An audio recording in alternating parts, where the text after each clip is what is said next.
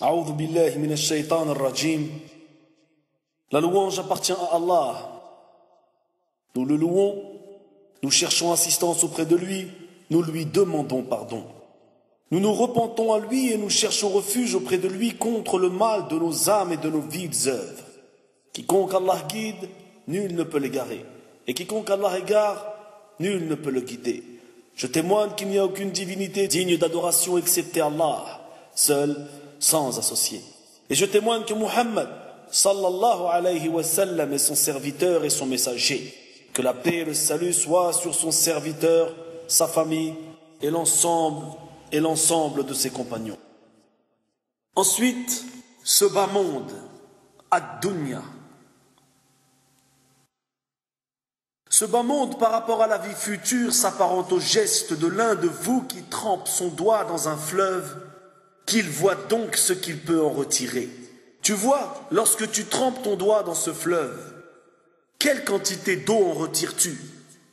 Quasiment rien. C'est pareil concernant la comparaison entre ce bas monde et le paradis. Comment pourrais-tu comparer ce monde maudit et le paradis qu'Allah Azza wa Jal a préparé pour ses serviteurs bien-aimés? Sache que deux amours, celui d'Allah et celui de ce bas monde, ne peuvent cohabiter dans un même cœur, puisqu'Allah refuse et n'accepte pas l'association. Tu ne peux pas aimer Allah et ce bas monde en même temps. Allah n'a pas placé deux cœurs dans la poitrine de l'homme. Sourate 33, verset 4. Alors, si tu es de ceux qui aiment cette vie d'ici-bas, si tu es quelqu'un qui aime profiter des plaisirs que cette vie peut offrir, si tu es quelqu'un qui aime vivre et s'amuser, ne te mens plus à toi-même, c'est inutile, ça ne te servira à rien, sache que tu fais partie des gens de la dunya.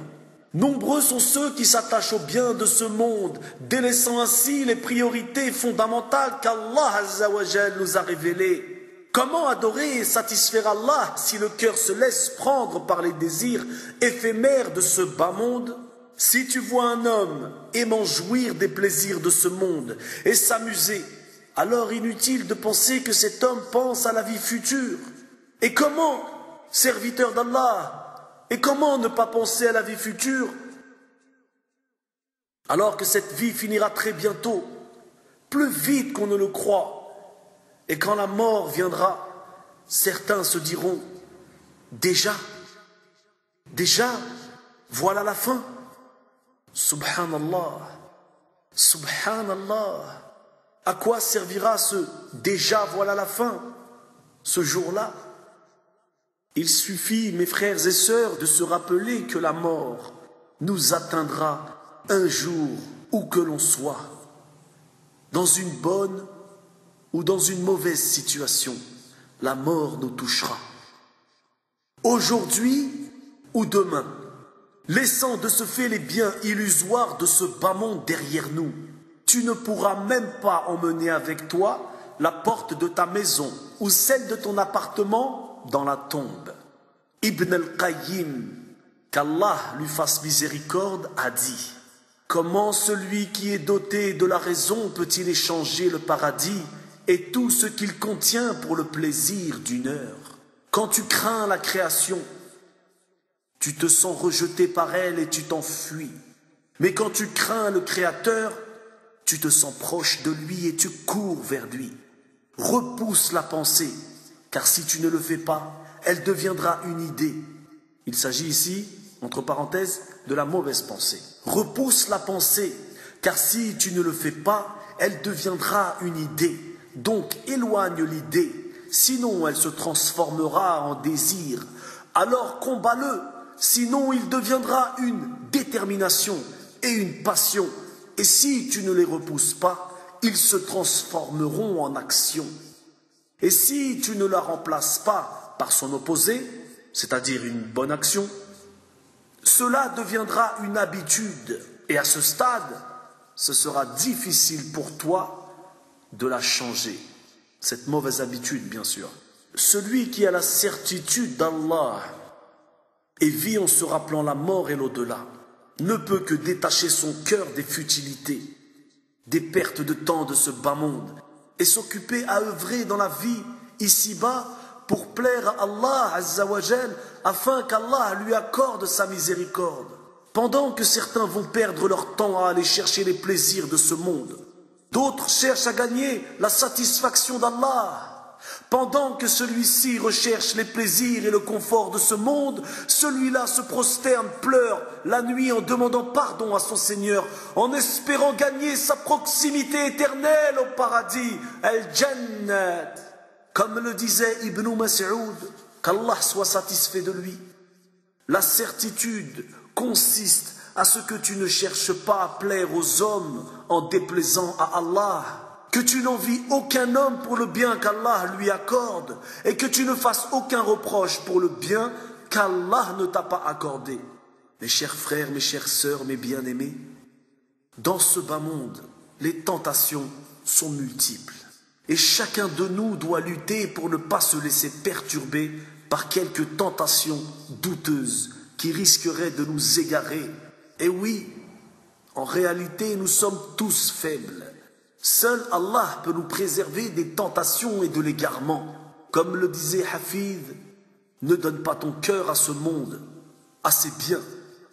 De sa fidélité, nul ne vit jamais rien. Nul n'en mangea le miel sans subir sa piqûre. Et nul en ce verger ne peut cueillir les dattes sans subir les épines. Et tout flambeau qui fut allumé par ce monde fut éteint par le vent aussitôt qu'il brilla. Ce monde est comparable à la flamme d'une bougie, et la mort est comparable au vent qui vient l'éteindre. Comme Allah Azza wa Jal a dit, sachez que la vie présente n'est que jeu et amusement, vaine parure, une course à l'orgueil entre vous et une rivalité dans l'acquisition des richesses et des enfants. Elle est en cela pareille à une pluie.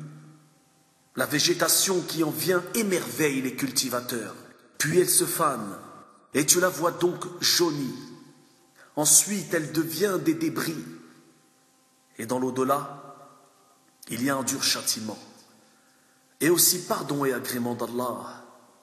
Et la vie présente n'est que jouissance trompeuse. Sourate 57, verset 20. Vous voyez, mes bien-aimés, Allah nous expose clairement, Allah nous explique clairement des choses.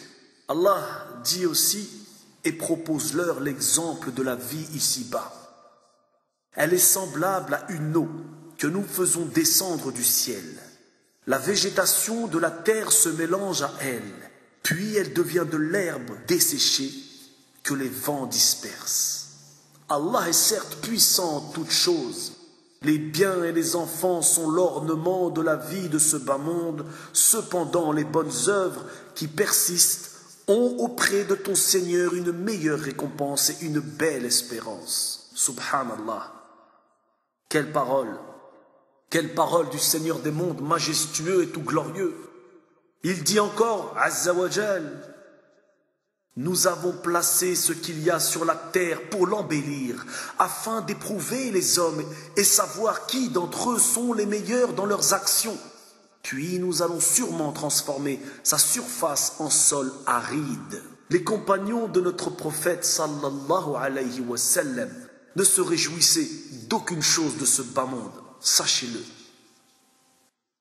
Ils ne se réjouissaient d'aucune chose de ce bas monde qui s'offrait à eux, et ne regrettaient aucune chose dont ils étaient privés. À leurs yeux, tout ceci ne valait même pas la poussière, subhanallah. Et ceci est la vérité. Vous voyez, ils étaient des gens plus intelligents que les gens de notre époque. Des gens qui à notre époque ont des bacs scientifiques, des bacs et des bacs. Et n'ont même pas, subhanallah, compris le vrai sens de leur existence. Ils n'ont pas compris que ce monde est une épreuve et non une course au plaisir et aux richesses. Ils n'ont pas compris la parole d'Allah Azza wa Jal lorsqu'il dit « Je n'ai créé les djinns et les hommes que pour qu'ils m'adorent. Je n'ai créé les djinns et les hommes que pour qu'ils m'adorent. Je n'ai créé les djinns et les hommes que pour qu'ils m'adorent. Concernant les compagnons, sachez que l'un d'eux vivait 1 année ou même 2 années sans acquérir un vêtement pour se couvrir ou s'offrir un ustensile pour cuire ses aliments, faire la cuisine, ou installer un lit pour dormir, ou chercher à meubler sa maison, ou à décorer sa maison, ou à ordonner dans sa maison qu'on lui fasse préparer un repas. Alors qu'aujourd'hui, si certains n'ont pas de mayonnaise ou de Coca-Cola sur la table, ils font un scandale ou ne mangent pas. Subhanallah al-Azim. Et beaucoup se reconnaîtront car c'est la vérité. Quant à nos pieux prédécesseurs, la nuit venue, ils se mettaient debout pour prier, leur visage en prosternation, des larmes jaillissaient de leurs yeux, implorant le Seigneur pour les sauver. Lorsqu'ils accomplissaient une bonne action, ils ne cessaient de remercier Allah et de l'implorer pour qu'il l'accepte. Et lorsqu'ils en commettaient une mauvaise, ils s'en attristaient et imploraient Allah pour qu'il leur pardonne. Ils ne cessaient d'agir de la sorte. Rapporté par Al-Hassan Al-Basri rahimahullah. Aujourd'hui, mes frères, mes sœurs, mes bien-aimés, c'est le contraire. Si une personne fait une bonne action, elle croit automatiquement qu'Allah l'a acceptée et elle se sent rassurée du fait qu'elle vient d'accomplir une bonne action, alors qu'elle n'est même pas sûre qu'Allah Azza wa Jalla l'a acceptée. Peut-être son action a été rejetée car tachée par l'orgueil, la vanité, l'ostentation et encore beaucoup d'autres choses. Et lorsque l'individu a accompli son action, il se sent rassuré, il se permet le repos du fait qu'il vient d'accomplir une bonne action, alors qu'il n'est même pas sûr qu'elle a été acceptée par Allah. Mais cela lui suffit. Celui-là est insouciant, et l'insouciance est l'une des pires maladies, qu'Allah nous en préserve. Allah dit: et ne suis pas celui que nous avons rendu insouciant à notre rappel, qui suit ses passions et dont le comportement est outrancier. Qu'Allah nous préserve d'un tel comportement. Qu'Allah nous préserve d'un tel comportement. Annonce le paradis à tous ceux qui excellent. Celui qui connaît Allah dans la pureté et qui lui obéit est sauvé. Celui qui connaît Allah dans la pureté et qui lui obéit est sauvé. Celui qui connaît le démon et lui désobéit est préservé. Celui qui connaît la vérité et la suit est rassuré. Celui qui connaît l'erreur et qui l'évite a gagné. Celui qui connaît le démon et le bas monde et qui les rejette est heureux. Celui qui connaît la vie future et qui la recherche est guidé. Allah guide qui il veut et vous retournerez vers lui. Ô fils d'Adam, si Allah s'est chargé de tes subsistances, pourquoi tu t'en soucies tant? Si Allah remplace tout ce que tu dépenses dans le bien, pourquoi cette avarice? Si le démon est l'ennemi d'Allah, pourquoi tu ne le combats pas? Si le châtiment est par le feu, pourquoi ne crains-tu pas? Si le paradis est la récompense d'Allah, pourquoi n'obéis-tu pas? Un jour, un homme chercha sous un arbre à calmer ses esprits. Mais le gazouillement des oiseaux l'empêchait de réfléchir. Il essaya alors de les chasser avec un bâton pour revenir à sa réflexion, réfléchir calmement. Les oiseaux revenaient et il se mit à vouloir les chasser. On lui dit: les oiseaux sont prisonniers du jardin. Si tu veux les chasser, il faut que tu abattes l'arbre. Alors sachez que l'arbre des désirs de ce bas monde est pareil. Lorsque les branches se développent, il attire les pensées comme les arbres attirent les oiseaux et comme les saletés attirent les mouches. On met beaucoup de temps pour les chasser. La caractéristique des mouches est qu'elles reviennent sans cesse quand on les chasse. Ces désirs sont nombreux et il est rare que l'homme en soit exempt. Ils ont une même origine, ces désirs. L'amour du monde. L'amour du monde. Ils ont une même origine, l'amour du monde.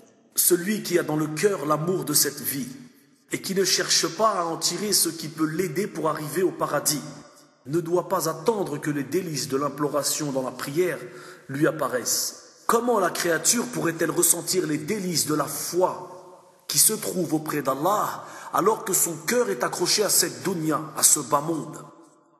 Celui qui se réjouit du monde ne se réjouit pas d'Allah ni de son imploration. Aussi, il ne faut jamais oublier ces paroles.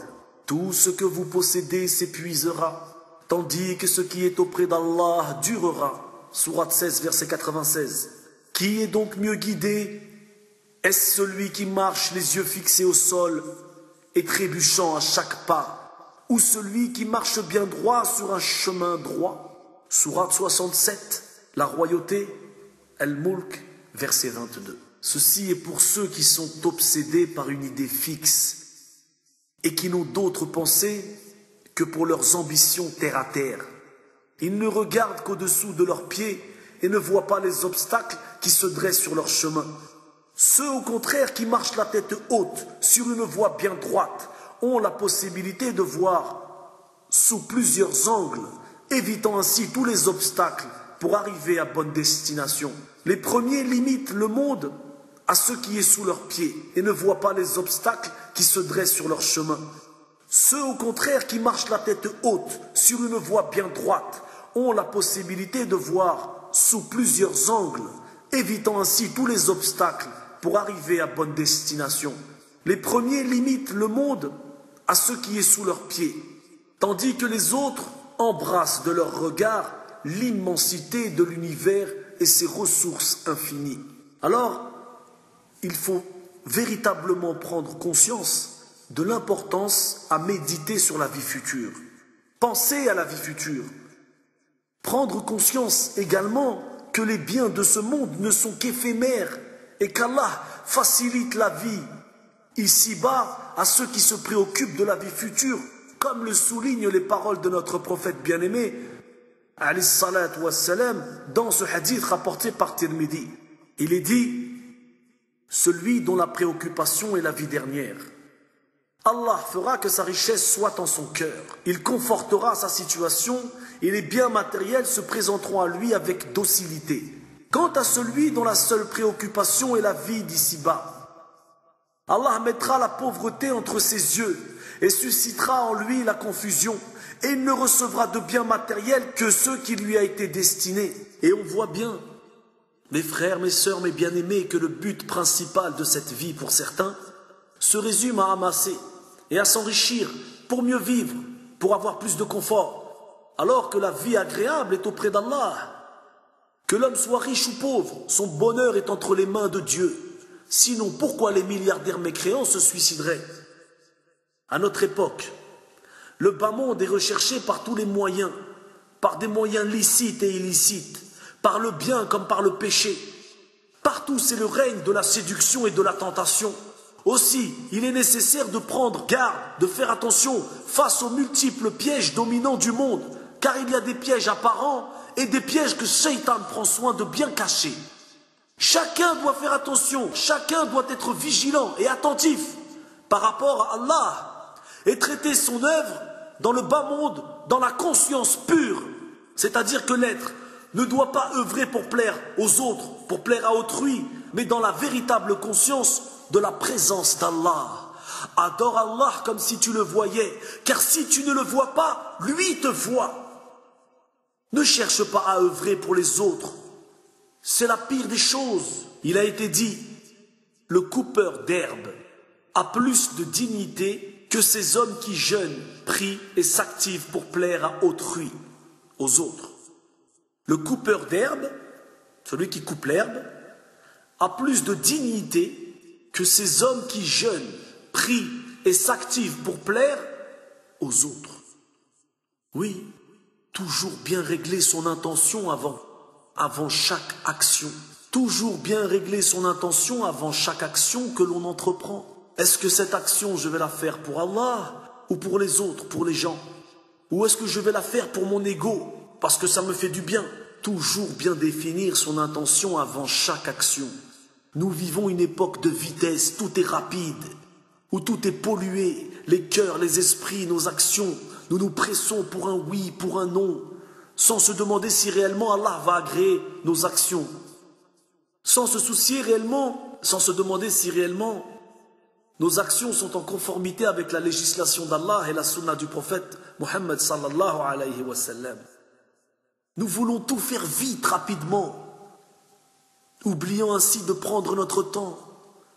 Mais à quoi bon être pressé si cette action ne te rapporte rien et n'est pas agréée? سبحانك اللهم وبحمدك نشهد أن لا إله إلا أنت نستغفرك ونتوب إليك لا إله إلا الله له الملك وله الحمد وهو على كل شيء قدير لا إله إلا الله له الملك وله الحمد وهو على كل شيء قدير لا إله إلا الله له الملك وله الحمد وهو على كل شيء قدير لا إله إلا الله له الملك وله الحمد وهو على كل شيء قدير